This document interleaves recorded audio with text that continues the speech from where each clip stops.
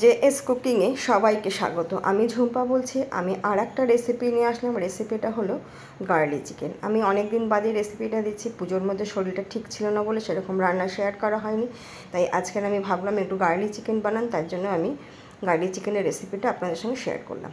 আচ্ছা, এখানে আমি নিয়ে নিয়েছি প্রায় দুটো বড় সাইজের রসুন। আমি এগুলোকে ছাড়িয়ে নিয়েছি। এই রসুনটাকে আমি পেস্ট করে নেব, এটা মশলার জন্যই। আর এই যে চিকেন, বোনলেস চিকেন আছে এখানে 1 কেজি 200। এই বোনলেস চিকেনটাকে নিয়েছি, আর এখানে 4 চামচ কর্নফ্লাওয়ার দিয়েছি। আর দিয়ে দেবো এই যে রসুনটা আমি পেস্ট করে রেখেছিলাম, দুটো বড় সাইজের রসুন, সেই রসুনটা আমি এখানে দিয়ে দেব। দিয়ে আর এর মধ্যে আমি একটু দেব স্বাদ অনুযায়ী লবণ। লবণটা একটু অল্প অল্প করেই ধরতে হবে, কারণ এখানে লবণ দেব, গ্রেভিতে করার সময় লবণ দেবো, এর জন্য এখানে আমি খুব বেশি কিন্তু আমি লবণ দেব না। লবণটা আমি খুব সামান্য পরিমাণেরই লবণ দেবো। দিয়ে আর দুটো আমি ডিম আমি ফাটিয়ে দিচ্ছি। দিয়ে এটাকে আমি ভালো করে মেখে ম্যারিনেট করে প্রায় 1 ঘন্টা পর্যন্ত আমি রেখে দেবো। এটা মেখে রাখলে তাহলে কী হবে, মাংসটা একটু সফট হবে, আর মাংসটার মধ্যে যে রসুনগুলো যে মাখাচ্ছি সেটা ভেতরে যাবে, ভালো হবে খেতে। এটা মেখে রাখার পর তারপরে আমি এটাকে এই পিসগুলোকে এক এক করে কিন্তু আমি ভেজে তুলব। তার জন্য আমি এটা কড়াই বসিয়ে সাদা তেল দিয়ে দিলাম। দিয়ে আমি মাংসের যে টুকরোগুলো, এই টুকরোগুলো আমি দিয়ে ভাজা শুরু করলাম। এটা বেশ অনেকবারই ভাজতে হবে, একবার ভেজে তুললে হবে না। অনেকটা 1 কেজি 200 বোনলেস চিকেন, অনেকটাই চিকেন, তো এটা ভাজতে কিন্তু বেশ অনেকবারই সময় লাগবে। তা দর্শক বন্ধুরা, আপনাদের অবশ্যই এই রেসিপিটা প্রথম থেকে শেষ পর্যন্ত দেখার অনুরোধ রইল, এবং রেসিপিটা যদি ভালো লাগে অবশ্যই আপনারা আমার পাশে থাকবেন, এটাই আপনাদের কাছে আমি অনুরোধ করছি। আর ভালো লাগলে সাবস্ক্রাইব করবেন, পাশে থাকা বেল আইকনটি প্রেস করবেন, শেয়ার করবেন এবং কমেন্ট করবেন। আচ্ছা, আমি এখানে চিকেন পিসগুলো আমি দিয়ে দিলাম। দিয়ে এবার আস্তে আস্তে এগুলোকে লাল করে একটু ভেজে তুলে নেব। এগুলো ভাজা হয়ে গেলেই তারপরে এর মধ্যে আমি যে মশলাটা দেব এর জন্য আমি নিয়ে নিয়েছি প্রায় 10 থেকে 12টা পেঁয়াজ, মিডিয়াম সাইজে, 12টা না 10টা পেঁয়াজ আমি নিয়েছি মিডিয়াম সাইজে। পেঁয়াজটাকে কুচি কুচি করে নিয়েছি।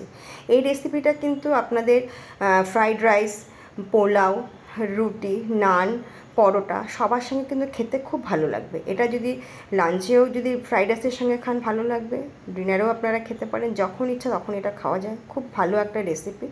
আচ্ছা, আমার কিন্তু চিকেনগুলোকে ভেজে তোলা হয়ে গেছে।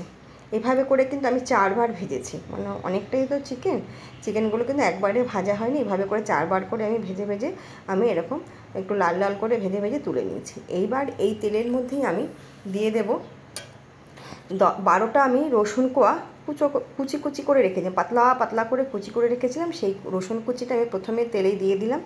দিয়ে এটাকে একটু লাল লাল করে ভেজে নেব। ভাজা হয়ে গেলে তারপরে আমি যে 10খানা পেঁয়াজ, মিডিয়াম সাইজের পেঁয়াজ কুচিয়ে রেখেছিলাম, সেই পেঁয়াজটাকে আমি এর মধ্যে ভাজবো। এখানে কিন্তু খুব বেশি মশলার আর কিন্তু প্রয়োজন নেই। আমি এই পেঁয়াজটা আমি ভেজে নেব, ভাজা হবে, একটুখানি লাল লাল করে ভাজা হয়ে গেলেই তারপরেই কিন্তু এটা আর বেশিক্ষণ লাগবে না। আর এটা কিন্তু রান্না করতে খুব বেশি সময় লাগে না। চিকেনটা যা ভাজতে যা সময় লাগে, এছাড়া এর কিন্তু সময় লাগে না। পেঁয়াজটা আমি এখানে ভাজা হয়ে গেলেই আমি এর মধ্যে এক এক করে মশলা দেব। আমি প্রায় 12টা মতো শুকনো লঙ্কা আর একটা বড় সাইজের একটা টমেটো আমি পেস্ট করে রেখেছি, সেই লঙ্কা আর টমেটোর পেস্টটা আমি এখানে দিয়ে দিলাম। আর কালারের জন্য আমি একটু দেব রেড চিলি পাউডার, আর দিলাম স্বাদ অনুযায়ী লবণ। দিয়ে এটাকে আমি কিন্তু ভালো করে এটাকে আমি কষানো হয়ে গেলেই এরপরে আমি এখানে প্রায় ছোটো বাটির 1 বাটি মতো আমি টমেটো সস দেব। টমেটো সস দিয়ে এটাকে কিন্তু ভালো করে আমাকে নাড়াচাড়া করতে হবে। আর একটু কালারের জন্য, এই রান্নাটা একটু ইয়েলো কালার টাইপের আসবে, তার জন্য আমি এর জন্য একটুখানি হলুদ দিলাম। হলুদটা আপনারা চাইলেও দিতে পারেন, না চাইলেও দিতে পারেন। আমি একটু দিয়েছি, হলুদটা আমার ভালো লাগে দেখতে, তাই দিয়েছি। আর এখানে আমি প্রায় ছোটো বাটির 1 বাটির মতো আমি টমেটো কেচাপ কিন্তু আমি দিয়ে দিলাম।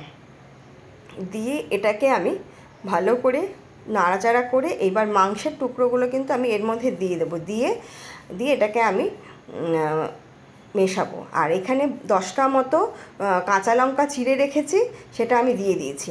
দিয়ে আর এই মাংসর টুকরোগুলো, ভাজা মাংসের টুকরোগুলো দিয়ে আমি এটাকে সব মশলার সঙ্গে এটাকে ভালো করে আমি মেশানোর চেষ্টা করব। এটা মেশানো হয়ে গেলেই কিন্তু বেশি এটা লাগবে না। আর একটু সামান্য পরিমাণে এলাচ, লবঙ্গ, দারচিনি, যেটা নাকি আমি লাঞ্চে আমি ফ্রাইড রাইস বানিয়েছিলাম, তার জন্য যে মশলাটা করেছিলাম, সেই মশলার গুঁড়োটা থেকে সামান্য অল্প একটু মশলা, আমি হাফ চামচ মতো মশলা, সেটা আমি এখানে দিয়ে দিলাম। দিয়ে এটাকে আমি একটু নাড়াচাড়া করে নিই। এইবার জল দেবো। এবার জলটা কিন্তু আমি অবশ্যই এখানে আমি গরম জল, ফুটিয়ে রাখা জল আমি সবসময় দিই, সেটা রেখেছি, সেই জলটাই আমি দেব। তাতে কিন্তু স্বাদটা কিন্তু খুব ভালো হবে, মানে কোনো রকম পাঞ্ছা ভাবটা কিন্তু আসবে না। এটা দিয়ে আমি এটা ফুটিয়ে নিলেই কিন্তু আমার কিন্তু এই গার্লি চিকেন রেসিপিটা কিন্তু আমার পুরোপুরি রেডি। আর নামানোর আগে একটু আমি কর্নফ্লাওয়ার জলের মধ্যে গুলে আমি এটা কিন্তু দিয়ে দিচ্ছি। এই যে জলটায় গুলছি সেটা কিন্তু ফোটানো জলটা ঠান্ডা করে ওর মধ্যে দিয়েই গুলেছি। তো এইভাবে আপনারা করবেন, আশা করছি। সবাইকে আমার শুভ বিজয়ের শুভেচ্ছা জানিয়ে আমার